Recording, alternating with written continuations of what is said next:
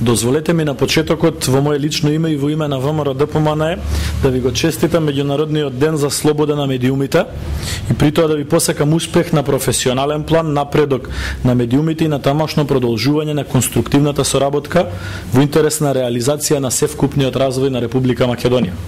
Како досега, така и во иднина ВМРО ДПМН продолжува со својата цврста и темелна определба за поддршка и почитување на работата на новинарите, нивната слобода и обезбедување на адекватни услови за работа и развој на медиумите.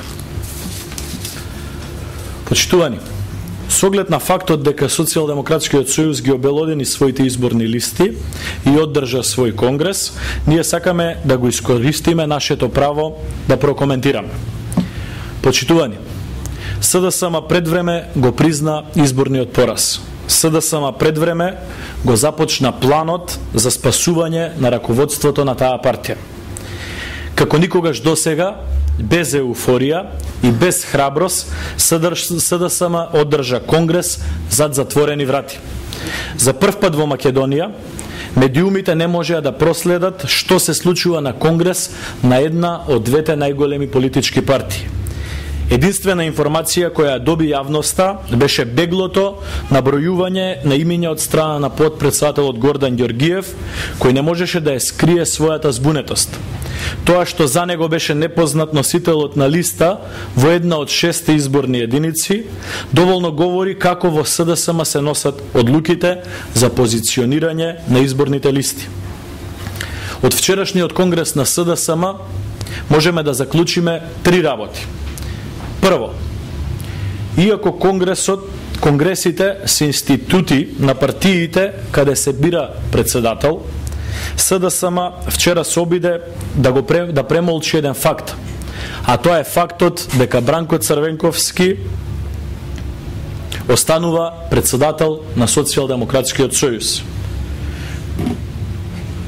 Тоа е најважен факт за овие избори. Со самото ова, што Црвенковски останува председател на СДСМ и со фактот дека на нивните листи, на добитните места, од прво до пето место, се луѓе кои се блиски и лојални на Црвенковски, останува јасно дека оваа партија е седната во скутот на Бранко Црвенковски. На вчерашниот конгрес на СДСМ не видовме нови лица. Не видовме нови кадри, не видовме свежина и нови идеи. На вчерашниот конгрес на СДСМ само видовме зацврстување на позициите на Бранко Црвенковски и неговите најблиски соработници.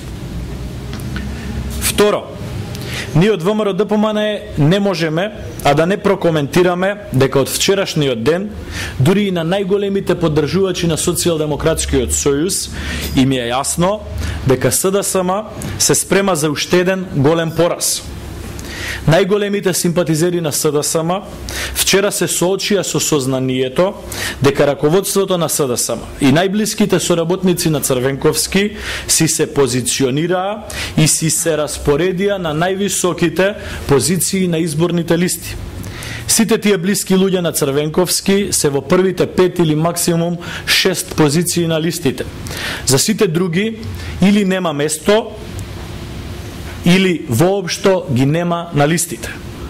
За јавноста може би е нејасно што бараат скопјаните Стефчо Јакимовски, Горан Мисовски и Емилијан Станковиќ на добитните места на листата во третата изборна единица.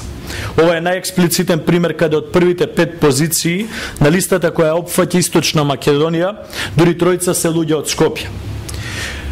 Или пак дека десетина луѓе од Скопје се наоѓаат на добитните места на листите во внатрешноста. Но за нас е јасно. Тие бараат начин како да влезат во собранието по секоја цена. Заедно со Наташа Савова, Тито Петковски, Игор Ивановски, Горан Минчев, Андреј Петров, Сонја Мираковска, Зоран Заев, Цветанка Иванова, Горан Сугаревски, Јани Макрадули, Весна Мендевска, Менде Диневски. Тие се представници на структурата која владее со СДСМ во сите овие 20 години. Нема нови лица, нема нови кандидати. На овие листи очигледно има место за едни и исти луѓе. И трето, во вчерашниот ден, сето она што ние го знаевме, стана и познато за целата македонска јавност. Телевизијата А1 од вчера и официјално е во политичка коалиција со Социјалдемократскиот сојуз. Телевизијата А1 од вчера има свој двајца кандидати на листите на Социјалдемократскиот сојуз. Паднаа во вода сите тврдења дека оваа медиумска куќа, заедно со нивните медиумски сателити весниците Време и Шпиц, се представници на слободното и независно новинарство. Ние нема да ги критикуваме дека се позиционирале на листите на СДСМ, но со жал ќе констатираме злоупотребата која што тие ја правеа низ месеците уназад, представувајќи се како независни медиуми. Почитувани, СДСМ не може да очекува победа со овие кандидати. СДСМ на македонските граѓани им ги понуди кандидатите кои учествуваа во транзицијата. Нема ниту нови луѓе, нема ниту нови идеи. СДСМ останува партија која е седната во скутот на Црвенковски.